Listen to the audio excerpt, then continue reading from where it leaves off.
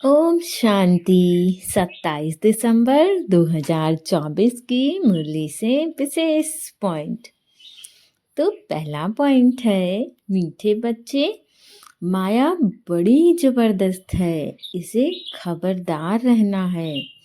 कभी ये ख्याल ना आए कि हम ब्रह्मा बाबा को नहीं मानते। हमारा तो डायरेक्ट शिव बाबा से कनेक्शन है, अर्थात जो माया है प्रतिदिन प्रति क्षण हमारे सामने अलग अलग रूपों में उपस्थित होती है। तो हमें इससे बहुत अटेंशन रखना है, क्योंकि जरा सा हमारा ध्यान बाबा की तरफ से हटता है तो माया आ जाती है हमें बेवकूफ़ बनाने के लिए, हमें हराने के लिए। और हमें हमेशा ध्यान रखना है कि कभी भी गलती से भी ये ख्याल ना आए कि हम तो ब्रह्मा बाबा को नहीं मानते हैं, हमारा तो ब्रह्मा बाबा से कोई कनेक्शन ही नहीं है, हमारा तो केवल शिव बाबा से कनेक्शन है। ऐसा नहीं करना है हमें, क्योंकि शिव बाबा ब्रह्मा बाबा के शरीर में अवतरित हुए। उन्होंने बाबा का शरीर लिया हमें ज्ञान देने के लिए। और ब्रह्मा बाबा भी कोई छोटे मोटे इंसान नहीं थे, वो हीरो के व्यापारी थे।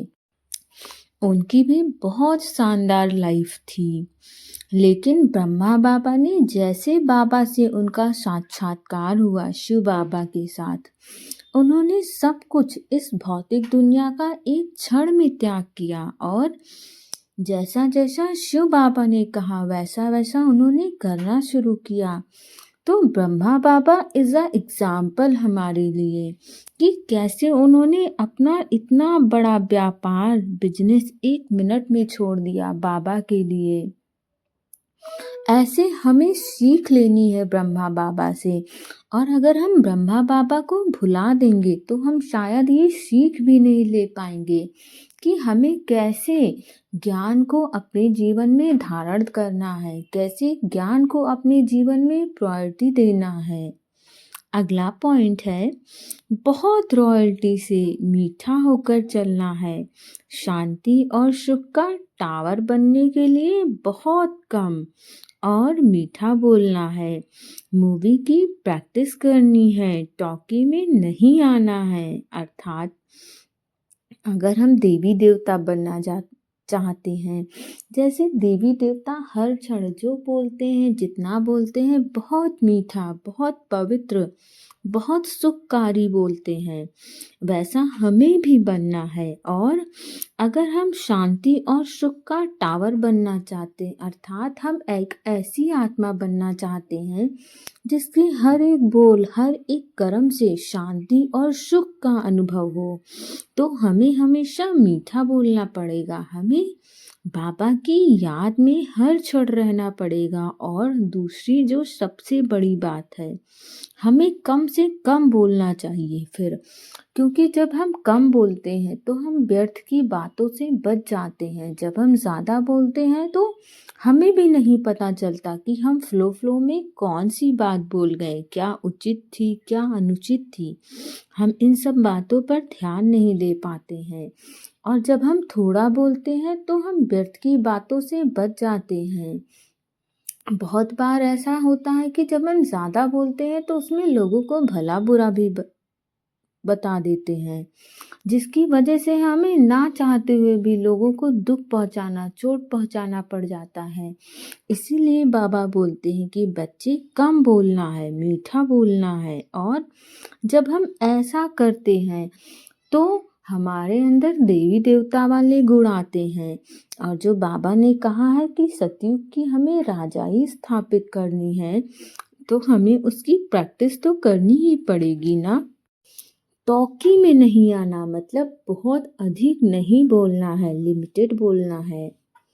अगला पॉइंट है, स्वयं की दैवी चलन बनानी है, छुई मुई नहीं बनना है। लड़ाई के पहले कर्मातीत अवस्था तक पहुंचना है।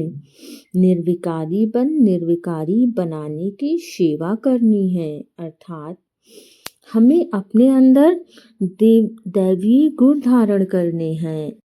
छुई-मुई नहीं बनना है। जैसे छुई-मुई को कोई छू लेता है तो वो तुरंत सिकुड़ जाती है। हमें ऐसा नहीं बनना है।